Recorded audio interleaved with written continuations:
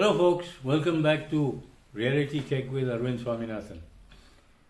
We got a very interesting lot today. First, a little bit about the cricket. Rahul Gandhi went overboard with because Modi went to the player stadium, we lost. It was already a lost case by the time he got there. But there are a few things. Rahul Gandhi talks about panauti, meaning a harbinger of defeat or bad news or bad luck sign. Well, look at it a little more closely. Modi going there was just at the last minute. But what was November 19th? Has he forgotten that? His grandmother Indira Gandhi's birthday, which was bad news, I suppose. Yes. In fact, if you look at it closely, that whole entire family being in charge of this country has been not just bad luck but bad news for us right the way through. You remember Nehru? You can teach Islam and Christianity, but you're not allowed to teach Hinduism. Why? I'll tell you why in a few minutes. Right? Not only that, Indira Gandhi, same thing. Remember the emergency? What else did she do that cut out Hindus and Hinduism and favored Muslims? She never told or she never let out the fact that she had converted to Islam in 1947. So everything she did was in favor. That is why she let 93,000 POWs go back without anything in return. You remember that, 1971? She did something else, which we're still numbered with today. She de-recognized all the princes and princely families, knowing that political Maharaja families would take over, and they have in most of our states. Nehru divided India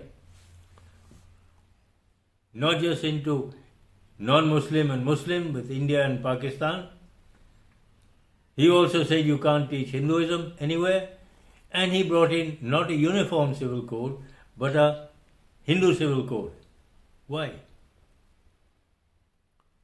Again, totally against Hindus. Rajiv Gandhi, you remember Shah Banu? He brought in this law that Muslims do not need to pay any maintenance to divorced wives. He enforced that by bringing it into our legal system. He also said, or brought into our legal framework, the Citizens Act, that all Bangladeshis who migrated to Assam, not West Bengal, but to Assam, up to 1971, automatically became Indian citizens. Now then, there's a bit more. Anyway, right now, let's just go back to finish with the cricket for a minute. There are a whole lot of other harbingers of bad news, such as India has been losing regularly in the semi-finals or finals, certainly since 1996. Have you noticed that? But certainly since 2014 onwards, there's one other trend. Most of the ones we've lost, whether it's semi-finals or final, if not all, but most of them, Richard Kettleborough has been one of the umpires. Think about that. If he is there, it's bad news for us. Let's get that straight. So which panauti does he mean?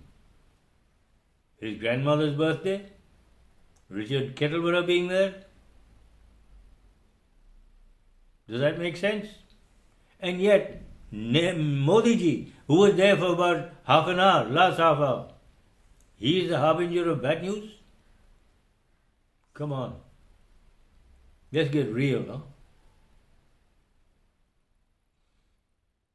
So let's not read too much into silly things like that.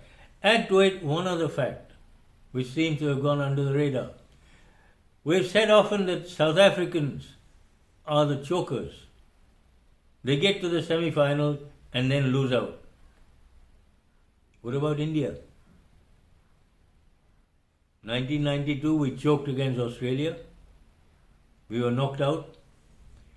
1996, we choked in the semi-final against Sri Lanka. We went out. From 97 for 1, 120 for 8. 1999, we lost to Zimbabwe. We needed 5 runs with 2 overs to go, and Robin Singh and Javagal Srinath threw their wickets away. We lost. 2003, we lost. We got beaten by Australia in the final. 2007 and 11, Dhoni was the skipper. We won both, the T20 and the World Cup.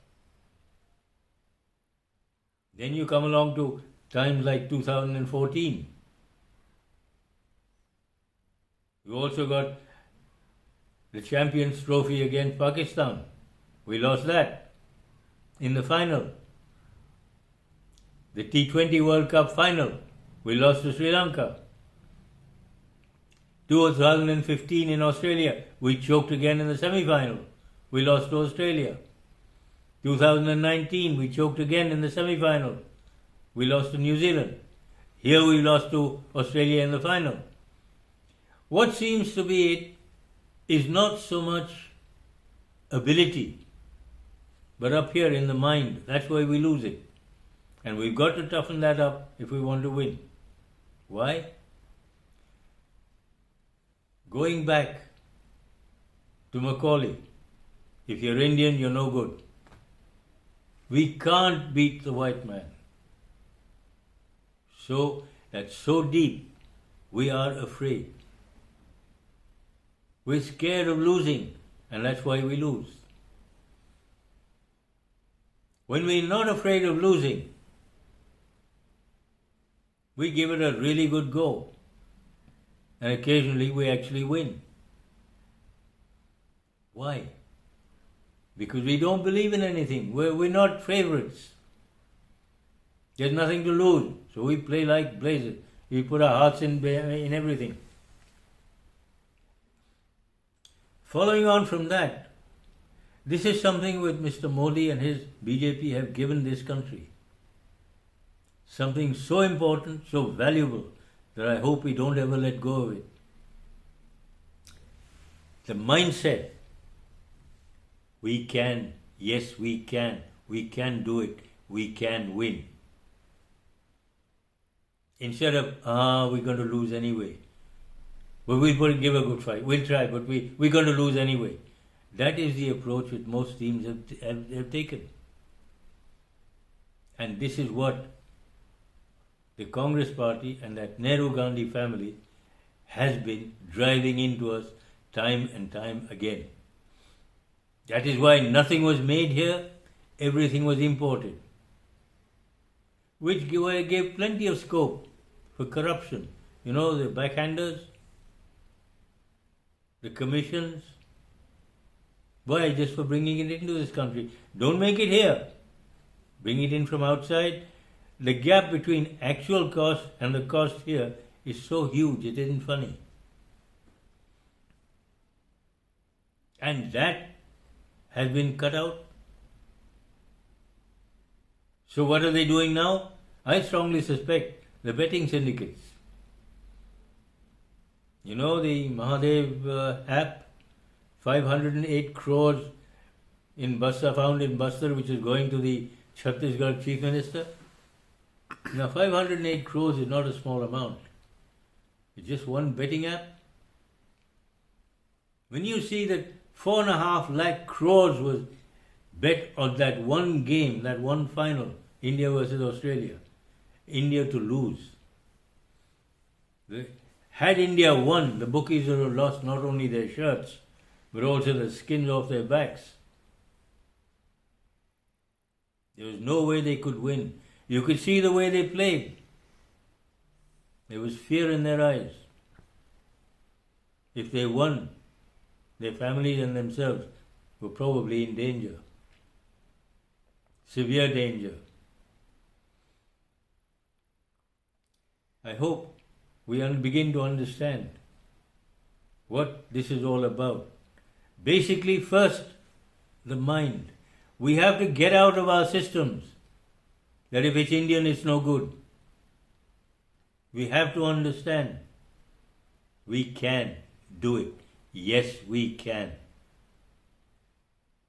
That is the difference between the Congress party and the Nehru-Gandhi family and the Modi doctrine and the BJP doctrine. Now, let's get back to this. Something even more important. Following on from that, what I said. The mind, the mindset that we have. We know good, we can't do anything. What is the I.N.D.I.A alliance all about? You know, the I.N.D.I.A. What is it all about? Think about it and analyze it carefully. Who are the main parties involved? TMC, DMK, NCP, earlier on, and now, of course, Uddhav Thackeray and the Shiv Sena, which has broken away from him. People like Gehlot, the Kamal Naths, the Abdullah Mehbooba families, the Mulayam Singh and Akhilesh Yadavs, Mayawati, and you've got the Sorens and the Lalu Yadavs. I would call them Muhammad Lalu Yadav, Muhammad Akhilesh, and so on. Why? And not M.K. Stalin, but Muhammad K. Stalin.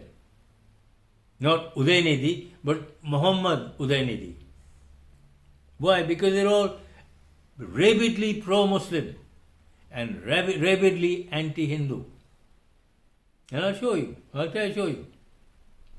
The Congress party, since Nehru, you can't teach Hinduism anywhere. You can teach Islam and Christianity, but not Hinduism. Why? Stalin, same thing. TMC, same thing. Now, Nitish in Bihar, even Hindu religious holidays and festivals have been taken off the calendar. And Muslim ones, like Bakrid, have been extended, made longer. Why? Holidays like Diwali have been curtailed. Raksha Bandhan has been taken away completely. I mean, what is he trying to do? Convert us all into Islam? Why? Why this rabidly anti-Hindu stance from all of them? And now the TMC comes out openly, something we suspected for a long time. They're telling Bangladeshis, come into West Bengal, report to all these TMC offices, they will arrange for your voter ID cards, which before long will make you Indian citizens. And one condition, you must vote for the TMC. This was what, last week? Wednesday or Thursday? You look at Delhi, it has at least 2 million Bangladeshis and Rohingyas all over Delhi, spread out. UP has been there for a long time, curtailed slightly now since Yogi Adityanath took over.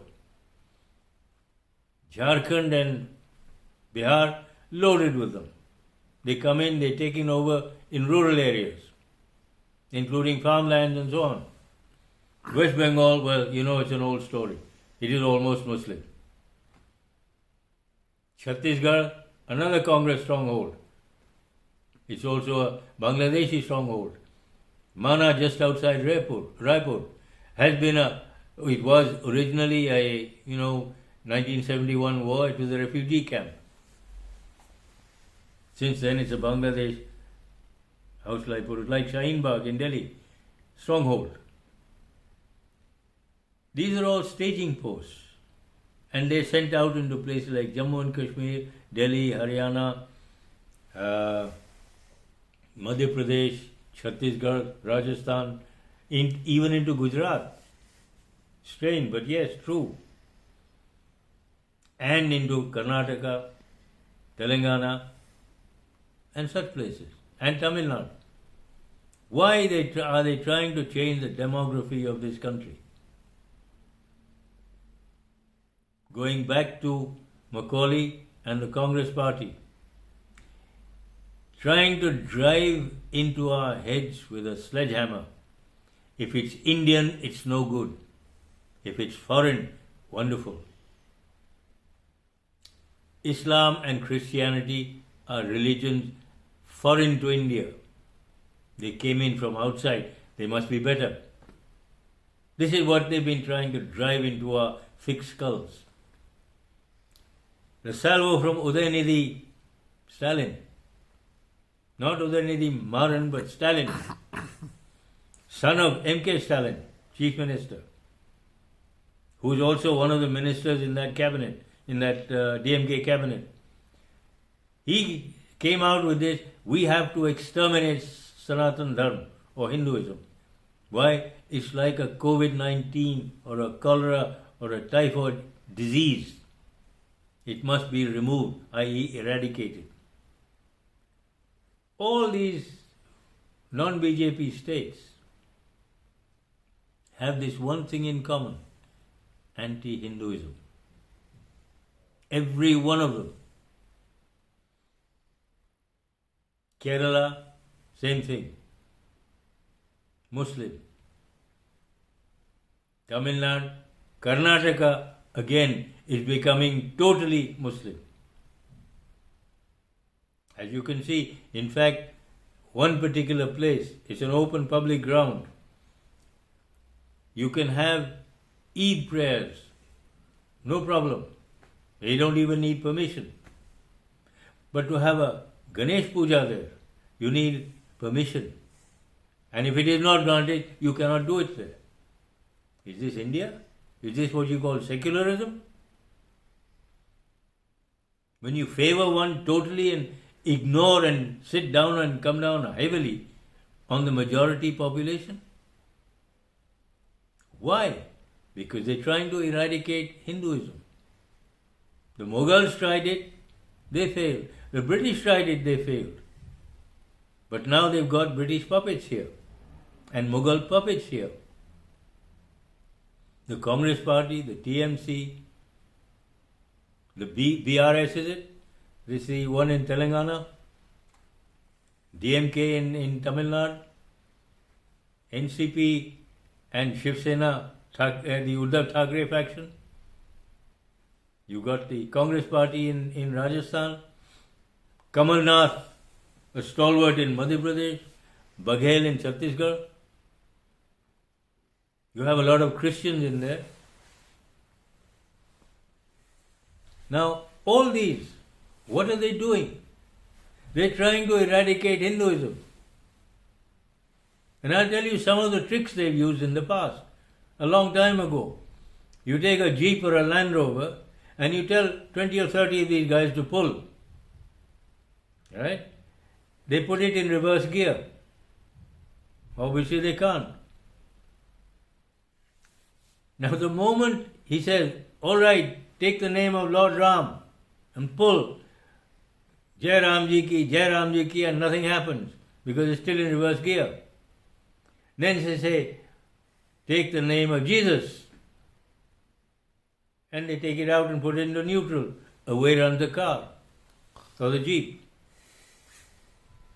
Conversion is guaranteed. These are the tricks they used to use. Muslims go in for forced conversions. I told you in the previous one, your forced certification. halal certification. What does it mean? Why do they have to do it? And we have to pay for it. Because the cost comes down to us. The companies don't do it. They won't absorb it. We have to absorb it. I mean, this halal thing, hijab, halal certification, it's not just forced conversion, it's a protection racket. And money is being extorted, just like from these dargahs. They are not permitted under Islam. No. There must be no permanent graves anywhere, according to the Quran, or the Holy Quran. Why are they there? How much money do they get from all these? And most of the people who go to these dargahs are Hindus. Like it or not, it's a fact. And that's where the donations come from. But the government doesn't touch that. Anything going to a Hindu temple or temple trust, that the government takes over. And they misuse and misappropriate. So you see, the I.N.D.I.A alliance is sworn to uproot and remove Hinduism and replace it with a foreign import. Being foreign, it's supposed to be better. Not as far as we're concerned. And this, having done the legal aspects and the political aspect, now they're trying to remove it from the base. So it is a war against Hinduism, and Hindus had better get used to this idea. You got to fight to survive. Otherwise, you get wiped out. Let's get that straight. And that seems to be exactly what they're trying to do. Because once you remove Hinduism, what do people go for? There's only two alternatives: Islam or Christianity. Because neither Sikhism, nor Jain, nor Buddhists go out to convert. Hindus don't go out to convert. But Muslims and Christians resort to trickery and force of arms and everything else to make everybody else convert. I can't understand why. Because there's no democracy in those religions. No, there isn't. Let's face that fact. Islam, definitely not. It is invariably a dictatorship. There's no freedom. And maybe that is why they want to enforce it. They love the feeling of power. And power corrupts, absolutely. And you understand now what it's all about. Nehru's idea, if Muslims want to stay here, they may, is like inviting people into Iran, or Persia as it was then. A very small number came in, and inside 30 years, Iran became a totally Muslim country. All Parsis were either driven out, converted, or killed. The only Parsis left now are in India, and from there wherever they've spread to. They're trying to do that to India. It's up to us Hindus to wake up, get out of our Rip Van Winkle stupor and understand what exactly is going on. Because let's be quite honest, if this continues politically and from the top down, we've got serious problems. It was very convenient for the British to say the Mughals taught us architecture. Why? Because they torn down all our and demolished all our old temples. You won't find them in northern India. Only mosques. It's all right to tear down temples, but you can't touch a mosque. Oh no. And they keep saying that Muslims are being targeted. And you get monsters in the US and in Europe and everywhere else. Muslims are being targeted in India? No, it's the other way around. It's the Muslims who are targeting us Hindus. The Waqf Act 1995 gave the whole of this country, every bit of land to them. And they're taking full advantage of it. These other laws are beginning to fall into place. Why? They don't like Hindus. They want to sit on top of them. And remember one other thing. Wherever Muslims have taken over, a fertile land will soon become desert. See, most of West Asia, you see Egypt, Tunisia, Algeria, Libya. A lot of desert has crept in because most of them don't know much about agriculture. They really don't want agriculture. They will only take and not replace. They won't put back anything into the soil. They're not used to that. That is why they take so much care to eat non-vegetarian food. They don't understand the benefits of vegetarian diets. What do you do about it? There's nothing we can do. Now, what they don't realize is to get one steak, a 1 kilo steak, you've got to feed an animal so much energy is used up to finally produce that. You need less than 1/10 that amount to eat the vegetables yourself. Think of the waste in animal and non-vegetarian food, in resources. With a growing population all over the world, why are we wasting it? Why are we wasting our resources? Now you understand why so much forest has been cut down. Even these basics, these Muslim countries just don't understand. Even Christian countries don't understand. Where you have non-veg food, you don't understand. And you begin to convert good land into desert. So let's get our act together. Let's not allow this to happen here.